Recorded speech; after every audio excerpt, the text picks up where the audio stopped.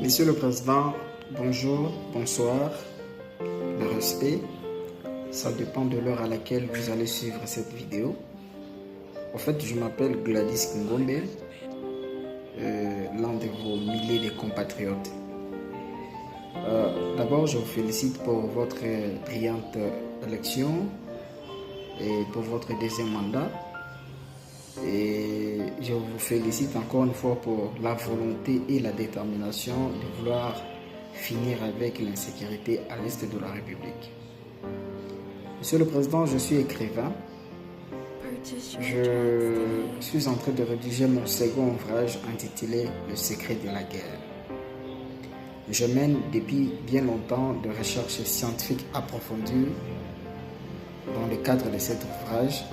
C'est comme ça que j'estime, à mon humble avis, avoir palpé quelques secrets pour finir avec la guerre et surtout restaurer la paix dans la partie est de la République. C'est comme ça, je voulais, parce que je n'ai pas la chance de vous voir en personne, je voulais partager personnellement avec vous quelques secrets pour finir avec la guerre à l'Est. Mais je préfère faire une vidéo, directement vous envoyer un message. En fait, j'ai des secrets, j'ai 7 secrets, mais je vais vous livrer 2 secrets ici. Les 5 restants, peut-être par la grâce de Dieu, si un jour j'ai la chance de vous rencontrer, je vais vous soumettre toutes ces propositions. La première proposition, Monsieur le Président. Vous savez, il y a une théorie que j'appelle la stratégie de l'ennemi.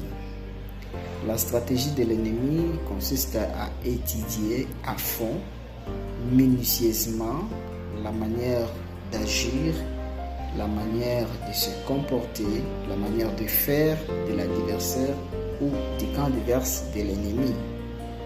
Donc vous étudiez sa façon de faire, sa façon d'agir sur terrain et vous le retournez contre lui. La stratégie de l'ennemi, Monsieur le Président, c'est mon premier secret pour finir la guerre ici au Nord Kivu, parce que je suis à Goma. C'est-à-dire quoi? Paul Kagame nous agresse, n'est-ce pas? Le régime Paul Kagame nous agresse, nous les Congolais. On nous attaque au travers le M23, des groupes rebelles M23 qui est composé des Congolais aussi. Ce qui pose problème parce qu'on ne saura pas attaquer directement les Rwandais, parce que c'est nous qui serons qualifiés d'agresseurs selon les lois, selon la relation internationale et tout. Nous ne sommes pas un État voyou. Moi je pense on peut finir avec cette guerre sans pour autant engager une guerre contre directement les Rwandais ou contre qui que ce soit. En adoptant tout simplement la stratégie de l'ennemi, que ce soit de Paul Kagame, que ce soit des ADF et de tous ces rebelles qui sont sous-traités par des pays étrangers, par nos voisins, par des multinationaux qui convoitent nos minéraux. Je pense que, Monsieur le Président, on peut utiliser ces stratégies-là contre eux-mêmes aussi. C'est possible. Je disais, Paul Kagame a la stratégie de passer derrière des Congolais. Il trouve facilement des Congolais marionnettes comme des Willy Ngoma, des Bertrand de Simoa, des Corneille Nangaa et bien d'autres. Il les utilise contre nous pour donner l'impression comme si c'est une affaire des Congolais. Or, en réalité, tout le monde sait qui est celui qui est derrière. Aux yeux de la loi, il a toujours nié. Et juridiquement, on peut dire qu'il ne nous attaque pas. Sur le plan public, non. Mais sur le plan, donc d'une manière officieuse, il nous attaque. Ma stratégie, c'est celle-ci, Monsieur le Président. Pourquoi nous aussi, on ne peut pas utiliser Paul Kagame contre sa propre stratégie, c'est-à-dire mettre en place. Ce n'est pas tous les Tutsis, ce n'est pas tous les Nilotiques qui sont d'accord avec Paul Kagame.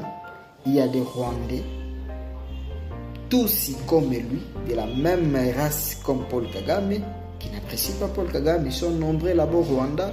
Ils sont un peu partout à travers le monde. Pourquoi pas à nous aussi? Nous, on ne peut pas aussi recruter des Rwandais, de tous Rwandais, de la même race, de la même tribu que Paul Kagame, les financer d'une manière à une autre, les armer, les accompagner et puis les envoyer au Rwanda pour aller déstabiliser le pouvoir de Paul Kagame. C'est possible. On ne manque pas de moyens. On ne manque pas, il n'est pas intelligent plus que tous les Congolais quand même. Non. Moi, je pense que c'est la meilleure stratégie. C'est pragmatique, c'est moins coûteux et puis c'est efficace. D'utiliser la stratégie de Paul Kagame. Créons ici, Monsieur le Président, un groupe armé rwandais, pro-rwandais, et soutenons, finançons ce groupe armé-là, afin que ce groupe armé puisse aller déstabiliser Paul Kagame. Maintenant, à notre tour, quand lui, parce qu'il saura, Kagame, le régime Kagame sera au courant que voilà, c'est le régime de Kinshasa, ou c'est les Congolais qui sont derrière ces groupuscules. Parce que ces groupuscules ne peuvent pas se battre, se mesurer à moi. Certainement les Congolais ou le régime de Kinshasa qui est derrière tout ça. Nous aussi, on va nier, comme lui, il en a l'habitude. On va nier que non, en tout cas, on ne sait rien, on ne sait pas. Pourquoi? Parce que c'est une affaire des Rwandais. Parce qu'à la tête, vous mettez à la tête aussi des Rwandais, comme lui l'a mis à la tête de sa rébellion ici, des Congolais, pour se camoufler.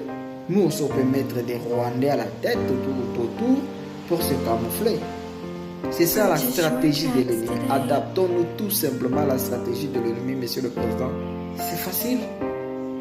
Et lui aussi, il se fera agresser, il se verra en train d'être tourmenté tout le temps par ses propres frères qui sont instrumentalisés par un pays étranger, et il sera dans l'obligation de répondre, de répliquer, de chercher à trouver une solution là-bas chez lui. Alors, dans ce cas-là, il sera dans l'obligation de chercher une négociation. Il retire ses M23 chez nous. Nous aussi, on peut retirer ces groupes rebelles là-bas. Vous voyez, c'est ça la stratégie de l'ennemi. On ne manque pas de moyens. Il y a beaucoup de Rwandais, pro-tous, des Rwandais de la race de Kagame, de la tribu de Kagame, qui ne partagent pas la philosophie de Kagame, qui ne partagent pas la stratégie ou la façon de faire ou de voir de Kagame. Utilisons-les contre Kagame. On n'a pas besoin d'utiliser des FDLR ou des Hutus. Ça, c'est facile à repérer. Ils peuvent tous les exterminer. Utilisons ses propres frères contre lui. C'est possible. Voilà ma première stratégie. On peut l'utiliser pas seulement avec Kagame.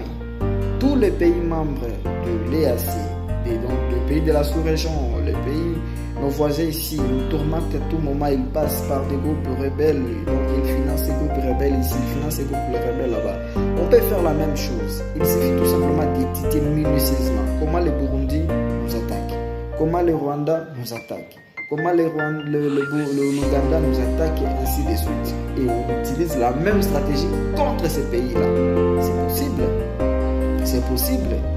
Si Kagame, donc Museveni, l'Ouganda passe par les ADF, pourquoi nous on ne peut pas aussi créer un groupe terroriste composé que des Ougandais pour attaquer le régime de Kagame et donc le régime de Museveni, attaquer le régime de Kagame, les Rwandais. Là, on va dire que c'est une affaire des Rwandais, c'est une affaire des Ougandais, et les Congolais ne sont pas là publiquement. Nous aussi, on sera ici en train de nier. Pendant que le M23 nous embête ici, et aussi seront embêtés par des groupes ou des groupuscules, des groupes de rébellion qui les embêtent là-bas, qui sont leurs frères, de leur tribu, de leur race, qui parlent la même langue. Vous voyez? En fait, pour moi, je pense que c'est la stratégie de jeunir ça, de s'adapter tout simplement à la stratégie de l'ennemi. On n'a pas besoin d'attaquer les Rwandais directement, on n'a pas besoin, je ne sais pas, de faire comment, on n'a que besoin d'étudier minutieusement la stratégie, sa façon d'agir, sa façon de faire, comment ils financent l'M23, comment ils travaillent avec l'M23. On n'a pas besoin des rapports de l'ONU, tout ça, on sait, tout le monde sait, tout Congolais sait que c'est les Rwandais qui passent au travers des M23, des choses comme ça. Et il met un peu de marionnettes congolais à la tête de ces organisations, de ces groupes rebelles. Nous, on peut faire la même chose, nous aussi. On met des marionnettes rwandais à la tête de ces groupes rebelles. Et ces groupes rebelles vont bombarder aussi le Rwanda, va bombarder des villes rwandaises, va bombarder Kagame. Et alors, il se trouvera aussi dans une guerre. Il sera dans l'obligation aussi de répondre des choses, une solution là-bas. Voilà. La première stratégie, c'est ça. La deuxième stratégie qui est facile. Monsieur le Président, vous êtes président de la République. Vous allez bientôt nommer le Premier ministre et tout son gouvernement. Je vous propose cela dans le premier conseil des ministres avec votre nouveau gouvernement. Demandez, instruisez au Premier ministre là, au travers le ministère de la Défense, de déposer un projet de loi à l'Assemblée nationale pour faire passer ce projet de loi qui autorise, qui fait à ce que tous les Congolais, n'est-ce pas? Tous les Congolais. Si on peut ouvrir même une brèche dans la Constitution ou promulguer une loi de ce sens-là, ça va.